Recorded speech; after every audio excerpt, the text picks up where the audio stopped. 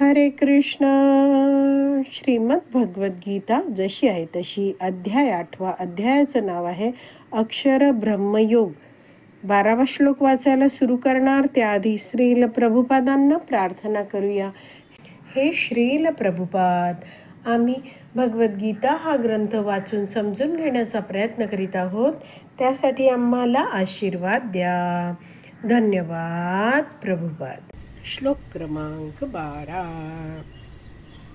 भगवान श्रीकृष्ण अर्जुनाला म्हणता आहेत, सर्वद्वाराणि संयम्य मनोरुद्धी निरुद्य च मूर्ध्नि आधाय आत्मन प्राणम आस्थितो योग धारणाम.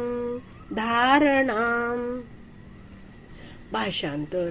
सर्व इंद्रियांच्या क्रियांपासून निवृत्त होणे म्हणजेच योगावस्था किंवा योग धारणा होय. इंद्रियांची सर्व द्वारे संयमित करून मनाला हृदयामध्ये आणि मस्तकात प्राणवायूला स्थित करून मनुष्य स्वतःला योगामध्ये स्थित करतो. तर भगवंत षटचक्र योग याचं वर्णन करता आहेत. तर तेच आता 12 आणि 13 मध्ये वर्णन पुढे करत आहेत. तर शब्द हे जाणून घेऊया आपण. सर्व द्वाराणी संयम्य. सर्व द्वाराणी म्हणजे शरीराची सर्व द्वार आहेत. तर सगळी द्वार इंद्रियांना काय म्हटलं आहे? द्वार म्हटलेलं आहे. संयम्य तर ती संयम्य करणे म्हणजेच इंद्रिय रूपी सर्व द्वारे संयमित करून, म्हणजेच काय? इंद्रियांना त्यांच्या इंद्रिय विषयांकडे जाऊ न देणे. पुढे म्हटलंय मनोवृद्धी निरुद्ध्य च. तर मनोवृद्धी, मनो म्हणजे काय? मनाला. वृद्धी म्हणजे हृदयामध्ये. निरुद्ध्य च रोखून रोधून च सुद्धा म्हणजे मनाला हृदयात रोखून, म्हणजेच मनाला इतरत्र कुठेही जाऊ न देणे. पुढे दुसऱ्या ओळीत म्हटलं आहे मूर्ध्नि आधाय आत्मनः प्राणम. मूर्ध्नि म्हणजे मस्तकावर आधाय स्थिर करून, आत्मनः म्हणजे आत्म्याचे आणि प्राणम म्हणजे प्राणवायू. तर या मूर्ध्नि आधाय आत्मनः प्राणम म्हणजे मस्तकावरील जे आज्ञाचक्र आहे, 2 भुवयांमधलं आज्ञाचक्र, तिथे प्राणवायूला स्थित करणे. आणि शेवटी म्हटलंय आस्थितो योग धारणम. आस्थितो म्हणजे यामध्ये स्थित झालेला, योग धारणाम म्हणजे योग अवस्था किंवा योग धारणा. म्हणजेच अशा प्रकारच्या अवस्थेत स्थित होण्याच्या अवस्थेला योग अवस्था म्हणतात. म्हणजे मनुष्य स्वतःला योगामध्ये स्थित करतो. गीताभूषण टीका आहे, त्यामध्ये श्रील बलदेव विद्याभूषण या श्लोकाबद्दल लिहितात की हा श्लोक योग पद्धतीचे वर्णन करतो. यामध्ये प्रत्याहार सांगितला आहे. तर अष्टांग योग आहे, त्यामध्ये प्रत्याहार येतो, त्याचं वर्णन इथे दिलेलं आहे. तर श्रील प्रभुपादांनी एक लेक्चर दिलं होतं, त्यामध्ये अष्टांग योगाची थोडी माहिती दिली होती. तर ती माहिती आपण घेऊया. म्हणजे हा अष्टांग योग करतो आहे, त्यात तो काय काय करतो ते आपल्याला सगळं समजेल. तर प्रभुपाद त्या प्रवचनात विदेशात हे प्रवचन देत आहेत. तर त्यामध्ये म्हणतात की अष्टांग योगात 8 हे भाग आहेत, अंग आहेत. यम, नियम, आसन, प्राणायाम, प्रत्याहार, धारणा, ध्यान आणि समाधी.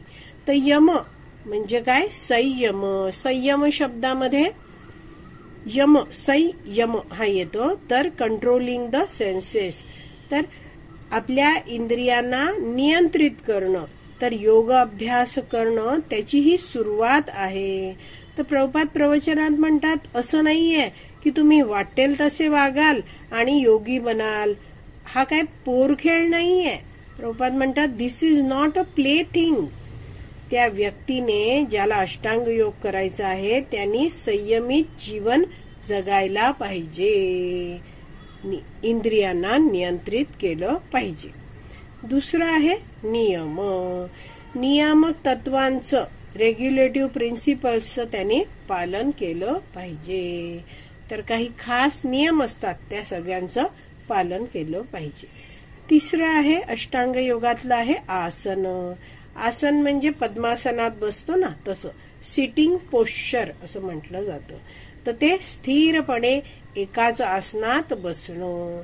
तर श्रील प्रभुपाद या प्रवचनात पुढे म्हणतात की इथे विदेशात मी बघतो आहे तर तुम्हाला अष्टांग योगाच्या नावाखाली आसनात कसं बसायचं हे शिकवतात आणि त्या व्यक्तीला वाटायला लागतं अरे मी तर पद्मासनात बसू शकतोय म्हणजे मला अष्टांग योग आला.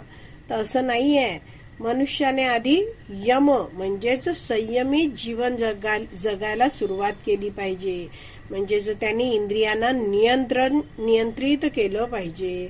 त्यांनी आपल्याला जी सांगितली त्या सगळ्या नियमांचं, नियामक तत्वांचं नीटपणे पालन करत राहिलं पाहिजे आणि नंतर तो आसन म्हणजेच विशिष्ट आसनात बसायचा सराव त्याने केला पाहिजे.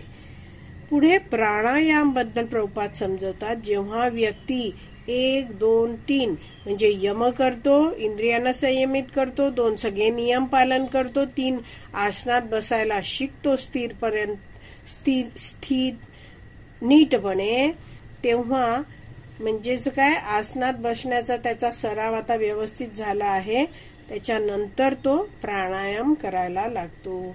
श्वासोच्छवासाचे व्यायाम तो करू शकतो. यामध्ये अनुलोम विलोम हे सगळे तो व्यायाम करतो, श्वासाचे कार्य करतो. आणि असं प्राणायाम केल्यामुळे त्याचा जे वायू आहे शरीरातील त्याच्यावर त्याचं हळूहळू नियंत्रण यायला लागतं आणि त्याचं मन हळूहळू त्यामुळे शांत व्हायला लागतं. आणि 5वं आहे अष्टांग योगातला आहे ते प्रत्याहार. प्रत्याहार म्हणजे हा जो व्यक्ती आहे तो ज्ञानेंद्रिय जी आहेत त्यांच्या विषयांचा त्याग करतो. म्हणजे प्रत्येक ज्ञानेंद्रियाचा एक एक विषय असतो. कानाचा शब्द, त्वचेचा स्पर्श, जिभेचा रस, डोळ्याचा रूप आणि नाकाचा गंध ही सगळी इंद्रिय विषय आहेत. तर प्रत्याहारामध्ये हा जो योगी आहे तो या सगळ्या इंद्रिय विषयांचा त्याग करतो. तर अशी ही जी अवस्था आहे अष्टांग योगातली 5वी अवस्था, त्याबद्दल इथे या श्लोकामध्ये भगवंत वर्णन करत आहेत. कशी अवस्था आहे त्याची? त्यांनी प्रत्याहार करायला सुरुवात केली आहे. तर प्रत्याहारात श्रील बलदेव विद्याभूषण समजवतात की असा व्यक्ती ज्ञानेंद्रियांना इंद्रिय विषयांपासून परावृत्त करतो. तर पुढे श्रील बलदेव विद्याभूषण समजवतात की हे जे ज्ञानेंद्रिय आहेत त्यांच्या वाटे व्यक्ती ज्ञान आपल्या मनात स्वीकारत असतो. म्हणजे डोळ्यांनी तो रूप बघतो आणि मग त्याला ते ज्ञान मिळतं. एवढं कळलंय. तर ज्याला हा प्रत्याहार करायचा आहे तो ज्ञानेंद्रियांना इंद्रिय विषयांच्या उपभोगापासून परावृत्त करतो, दूर ठेवतो.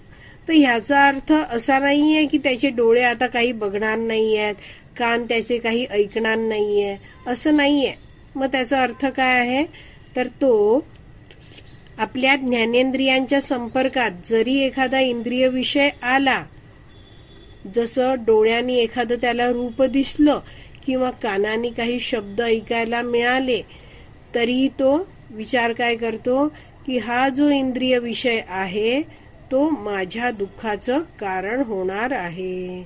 जर माझ्या ज्ञानेंद्रियांनी मी हा इंद्रिय विषय स्वीकारला तर मला दुःख पुढे प्राप्त होणार आहे. तर ह्याची जाणीव ठेवून हा व्यक्ती आहे योग अभ्यासात रमलेला व्यक्ती, तो त्या इंद्रिय विषयांमध्ये दोष दृष्टी ठेवतो. म्हणजेच तो कोणत्याही इंद्रिय विषयांप्रती भोग भावना ठेवत नाही आणि तो असा सराव करत जातो. वेगवेगळे जे इंद्रिय विषय त्याच्या समोर येतात त्यांच्याप्रती तो दोष दृष्टी ठेवण्याचा सराव करतो, अभ्यास करतो. यामुळे काय होतं, त्याची ज्ञानेंद्रिय आहेत ते संयमित व्हायला लागतात. तर इथे म्हटलंय ना पहिल्याच ओळीत 12व्या श्लोकात, सर्व द्वाराणी संयम्य. तर सर्व द्वाराणी म्हणजे शरीराची दारे ही ज्ञानेंद्रिय आहेत. तर दरवाजे लावल्यावर अयोग्य वस्तू आत येईल का? नाही. तसंच म्हणून याला म्हटलं जातं की त्यांनी शरीराची सर्व द्वार संयमित करायची आहेत. आणि जरी ही ज्ञानेंद्रिय संयमित झाली तरी पुढे काय म्हटलंय, मनोवृद्धी निरुद्धच. कारण मन कसं आहे, चंचल आहे आणि मनाला म्हटलं जातं आंतरिक ज्ञानाचं द्वार. तर असं हे जे मन आहे त्याच्याबद्दल म्हटलं आहे की त्याने मनाला हृदयामध्ये स्थित केलं पाहिजे. तर असं हे जे मन आहे ते जेव्हा मनाचं दार उघडलं जातं तेव्हा बाहेरचं ज्ञान आत येतो आणि या हृदयामध्ये भगवान श्रीकृष्ण आहेत ते परमात्मा रूपात राहतात. या मनाला भगवंतांवर केंद्रित करायला हवं. सामान्यपणे हे जे मन आहे ते काय करत असतं, इंद्रिय विषयांचं स्मरण करत असतं. ते सगळी जी इंद्रिय आहेत ती त्याच्या विषयांचं स्मरण करत असतात आणि मन आहे ते त्यामध्ये गुंतलेलं असतं.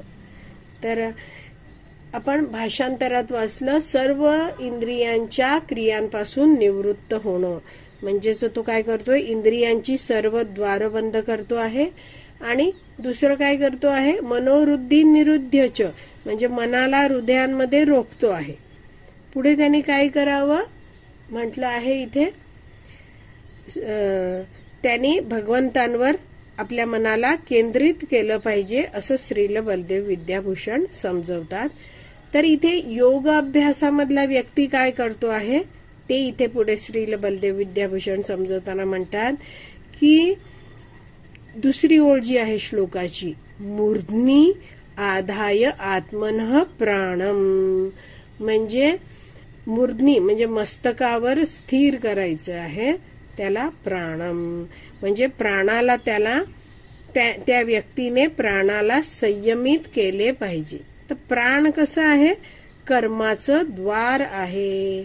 तर हा मुद्दा समजवताना म्हणता आहेत की प्राण शक्ती जी आहे शरीरात त्याद्वारेच सर्व कर्म करायला आपल्याला प्रेरणा मिळते आणि म्हणून प्राणाला कर्माचं दार असं म्हटलेलं आहे. तर या प्राणाला हृदय कमळामध्ये स्थित करा असं सांगितलं जातं.